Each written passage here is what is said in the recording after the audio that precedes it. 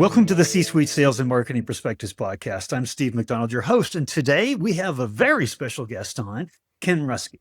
Now, Ken, you are a 5-time B2B CMO. You've been around the block a few times. You got a few things to say, which we're going to get into today, but you're also a published author. You've been a consultant.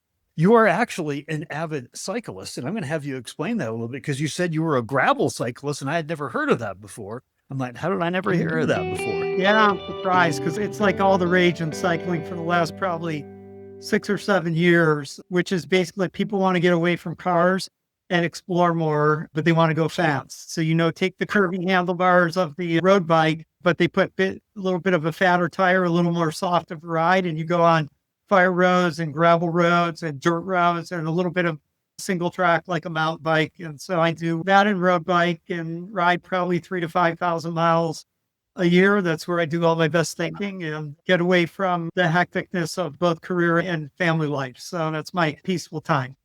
Well, I can understand that. I jog, and that's when I do my best thinking. And you and I are very parallel in our family lives. You've got 4 kids. 3 of them are out of the house. I've got 2 that are out of the house, 2 on the way. So we've got a lot in common, but our shared passion around this topic today, which is about how do we literally transform our go-to-market strategy by solving the right customer problems? And that seems like such a basic thing to say, right? We obviously know the customer is the hero. None of us are going to say we're not customer obsessed or customer focused, and we're always solving their problems. But we're going to break that down to the problems that exist and get in our way to do that inside of our organizations, right? But I already said a lot, but I want to make sure that I give you just a moment to expand. A long time ago, I wrote a blog called The Problem with Problems. It's so old, I can't even find it anymore. But when I was consulting, which I was doing for more than a decade prior to taking my current CMO role, one of the first things we would do is we would workshop the problem. And I would simply ask a group of executives, typically in smaller startups. So you would think there'd be more alignment, right? Like, what is the big problem that you solve for customers? And at the end of that, I would just say, give a few examples, right? I'd say like 4 manufacturing companies that have to improve profit margins, yet are faced with rising costs and can't control them. That's a problem, right? Or someone who can't do something. And I would show an example or 2, and I'd say, okay, now everyone independently write down a problem statement. And then we go through those. And at the end of it, inevitably, I almost said this without even thinking, congratulations, you get the same score all my other clients do, which is a C-. Now, it's kind of a little bit courageous to say that in front of it, because this is the first workshop usually that I've done, and I only maybe know the CEO or the CMO. And to say that, grade them as a C- as an executive team, first thing you ever do. And I say, but it's okay, because that's how everyone does. And there's really 3 mistakes, I think, that people make. And the first one, which is the biggest one, is they confuse what they do with the problem they solve. So we create great, glasses with perfect prescription acuity and thinness versus we help people see without weighing down their faces, right? So, what is the problem versus the solution? That's the first thing. I think the second thing is they either aim too high or too low, right? And the metaphor I like to use on this is they either say, we solve world hunger, or we sweep the crumbs off the table. The first one, nobody believes, because very few people have the credibility to solve this massively huge problem. And then the second one is like, nobody cares because it's so small. And so it's finding that sweet spot, that just right. It's kind of like, the 3 bears, right? This bed is just right. It's not too hot, not too cold. Maybe we solve the problem of how to feed low-income children who don't have stable home lives in tri-state area. You get specific, but still that's a big problem, but it's not so big that it loses credibility. So what you want to do is you want to go to your customer and say, the problem we solve for you is something that's big enough for you to care about, but you're not going to just laugh me out of the room, right? And I do a lot of work with cybersecurity companies, and I'll let this company remain nameless, even though they don't exist anymore. And I did some work with them. They did great. They got an IPO, they got rolled up into another company, great liquidity for all the shareholders. And then they decided their slogan was reinventing security. And that's when I knew they were heading into trouble, because what does that mean? Like, it's just so big. And so this whole thing of getting into that sweet spot of a problem that matters, but you also have the credibility to solve. The third thing is they just don't know. And they all have varying views. You got 5 people, you get 6 different problem statements. Now, usually you can tease out a problem from those, but if an executive team can't even articulate the problem they solve, you got a problem right there. Oh, you got a big problem. In fact, it's interesting because we only have C-suite executives on the podcast, and I ask them all the same question when we prepare to what we want to talk about. And I ask them, what are their 2 biggest challenges for creating long-term sustainable growth? The number one challenge that they state, and it's 70+% of all C-suite executives say this, their biggest problem is internal alignment. So what you find, which is massive misalignment amongst the C-suite, they know it, right? They know it, but the bigger problem is, what do we do about it? And I think that would be a great way to kind of segue into our, okay, get the problem. We have a problem defining our clients' problems, right? Or our customers' problems. But how do we start by solving our own problem, that misalignment? I think a lot of this comes down to, kind of just common sense of communication and getting it out there. So keeping the same, kind of thread going about the workshops I would do is, once you get everyone talking about it, you actually find a lot of commonality, but it's just articulated in different ways and not in a way that's going to be powerful in the marketplace. So I think getting it out in the open and debating and coming to consensus, I always like to say, better be 80% right and in agreement than 100% wrong with 3 people not agreeing at all, right? So I think you've got to be willing to have those tough conversations that really tackle these kind of tough issues. Yeah, absolutely. It's interesting. And I want to ask you about this because you and I talked a lot about listening to the customer, and there's data that we can listen to. There's the actual customers themselves, right? And conversations like we're having right now, because the one thing that everybody, when I talk to them, agrees that when they talk about misalignment in the C-suite, the thing that brings alignment is the voice of the customer. They're the highest authority. It's their problem we're trying to solve. So how do we bring in information from the customer, their voice, their wants, their needs, their desires, their problems, instead of just being people that have risen to the C-suite because we're smart, we know how to make decisions, and we can do it on our own, we're independent, right? That gets us down this misalignment path. How do we use the customer to bring that back together? Yeah, in product development, they have this problem statement they talk about is listening to the hippo, which is the highest paid person in the room. And their opinion, if you could actually answer highest paid person's opinion, right? And like when you're in this group setting, that C exec says something, right? And it's like, it's not debated because that's the highest paid person, and how dangerous that is in your product roadmap. I think the same goes for not listening to the customer. You have to listen, but you also have to lead, right? So this is not just a listen to your customer, because customers, Steve Jobs proved this, if anyone did. Customers have a very incremental view of the future. And I've worked with a lot of startups and worked in a lot of startups, and startups are about changing the trajectory that a customer can go on. And so when you get into the solution space, customers expect things to move from here to here. If you want to take them to here, then you really got to connect to the problem, not the feature set or the way they expect to solve it today.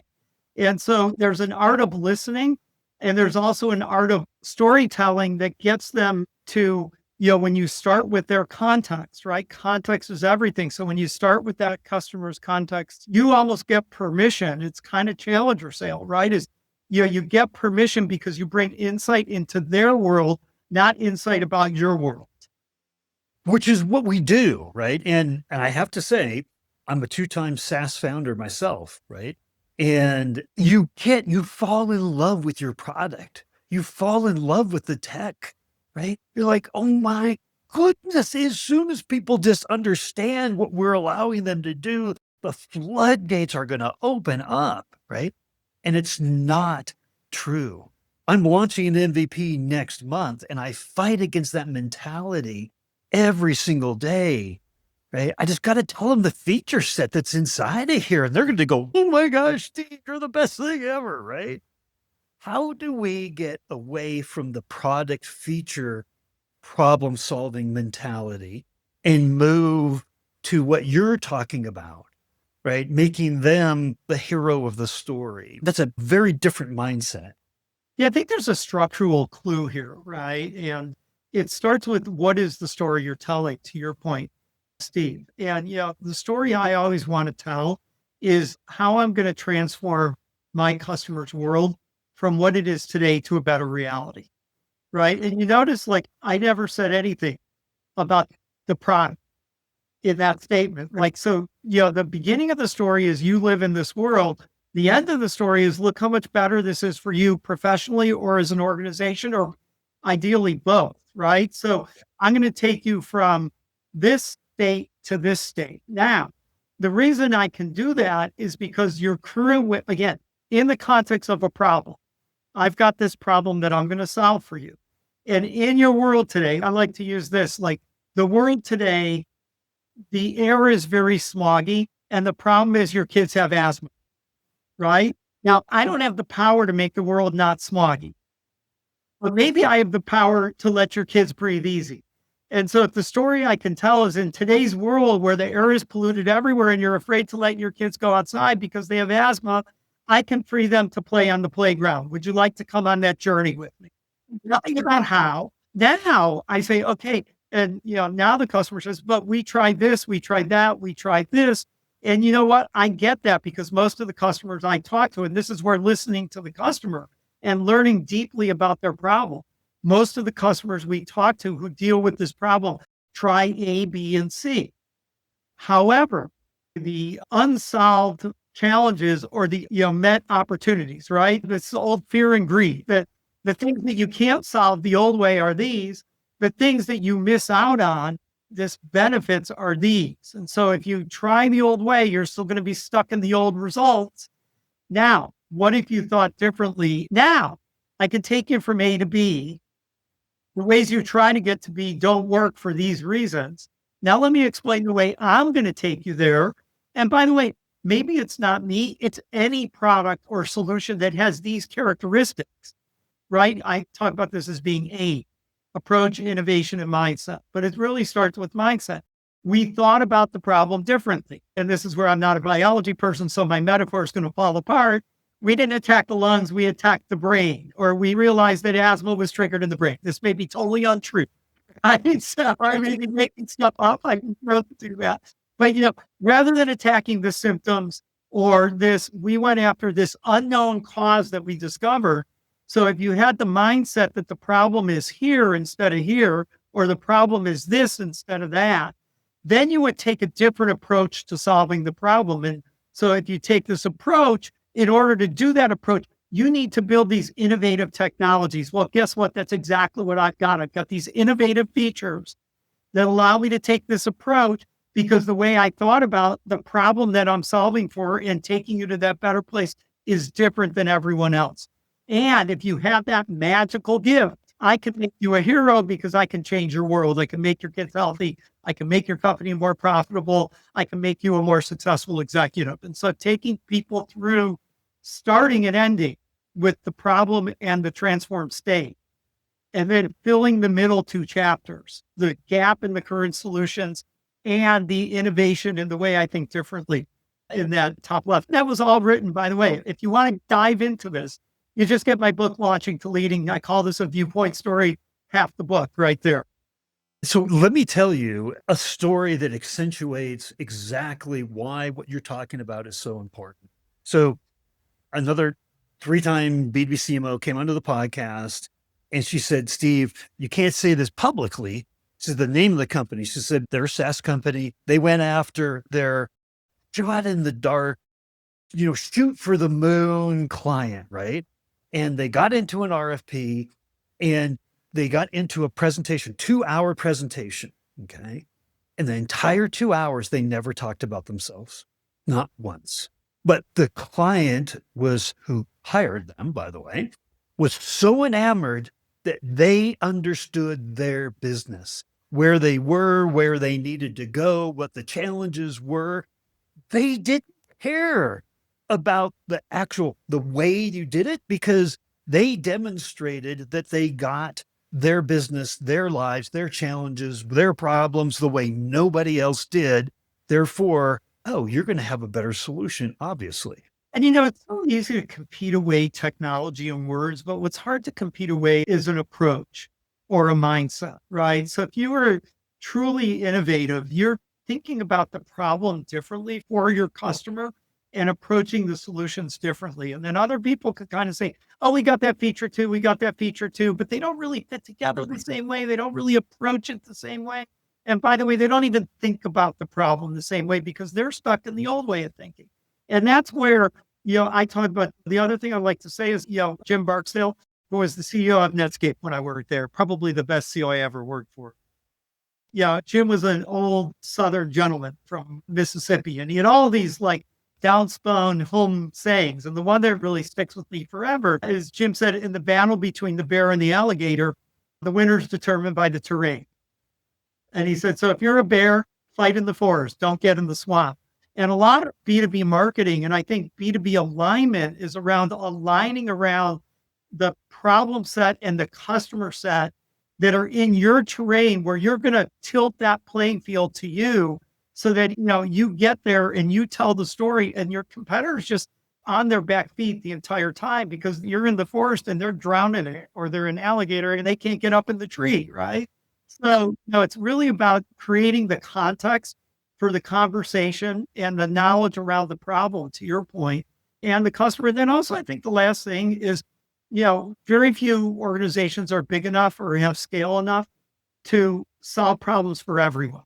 So understanding your ideal customer profile, the segments you operate in, who share that problem, who you can actually take on that journey versus trying to take everyone in the world on that journey is another huge alignment thing that I think organizations have a hard time with. The CRO, the head of sales, like if he has an opportunity, they want to close it. If their VP of products is being told, build this because I've got a deal based on it, she's often forced to build it, even if it's a one-of that won't get you further. And so saying no and taking your thoughts is so critical. And that's where I think alignment really gets pushed. It's hard to maintain because the deal on the table always looks like we should get it until it doesn't. But that deal onto you, such an important point.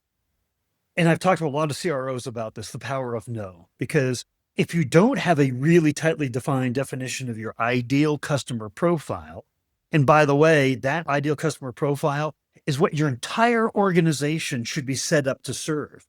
And if you bring in deals that aren't right in the middle, but are a little bit over here or up here or over here, they're going to churn, they're going to ruin your NRR, they're going to eat up resources, time, expenditures, they're going to take you down rabbit holes you never should have gone down. You regret those decisions. But so I love the analogy. I'm going to use it. Yeah, I always think it's better to win 8 out of 10 and compete in 10 than compete in 20 and win 4 of them. Or even win 8 of them. Even if you can win 8 out of 20, you're not competing in 10 more that you could win.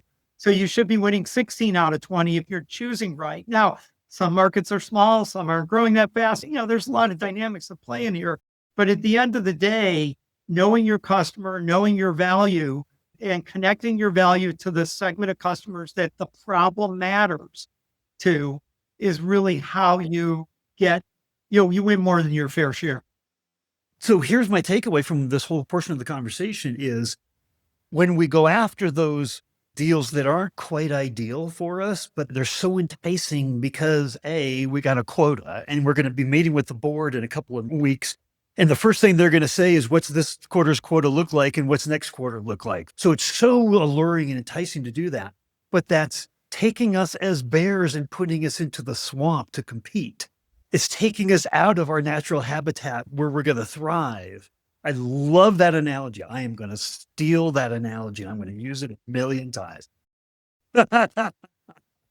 So let me ask you this, because one of the things that the problem with focusing on the features as the problems themselves or the solutions to the problems is that, like, I had this articulated to me, a gentleman that came on the podcast again, and he's a chief customer officer. His ICP was CISO's, chief information security officer. So he was talking with this CISO, and that CISO had just purchased an important part of his tech stack. And he said, we looked at 14 different companies, we put an RFP out, and he said, Steve, every single one of them came back, and all 10 parameters that their product had to meet in the RFP, every single one checked the box. We do it. It's this like sea of sameness. If you compete on product, especially with ChatGPT writing code now and everything, like the fact that you're going to compete on product and feature set, even if you came up with the most innovative feature set, it is a short-lived differentiation strategy. So getting in there and competing on that level is just competing, and you can see the prospect's eyes start to glaze over as you become a part of this haze of product features that are out in the market that they can't really put their finger or their thumb on and to differentiate. You put yourself into the crowd. And usually there's one person who drives it. Like there's one vendor is the guys, Chris Lockhead and that whole grouping category creation will tell you, the category king wins 80% of the spoils. And so if you're one of the 20% chasing, you get what I call stuck in launch.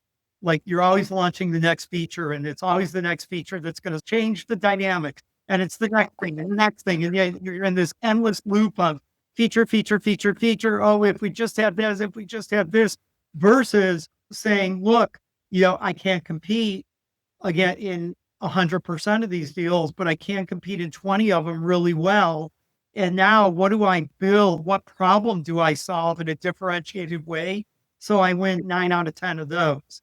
And so again, it's niching down, it's focusing, it's understanding where you are in the market, because you know what, if you are that person at 80%, it might make a lot of sense for you just turn on the feature factory and just keep cranking it out and just add another smidge of value, because nobody can keep up with you and you're the default purchase anyways. As always, it depends. So here's what I'd love to get your point of view on. Everybody says in the world of B2B and an ABM go-to-market motion is all about relationships. It's all about building those relationships and founded on trust.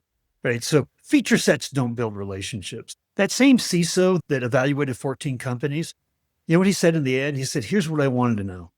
I just wanted to know, what's it going to be like to work with you, the experience of working with you if I hire you? It wasn't the feature set. It was about the people. It was about, what is it going to be like, our teams working together? And is it going to go well? But we talk about service a lot in SaaS. We talk a lot about service, and it's very important. It's a key part of the CX strategy, right? But tell me a little bit about the relationship side of this and where it comes into play.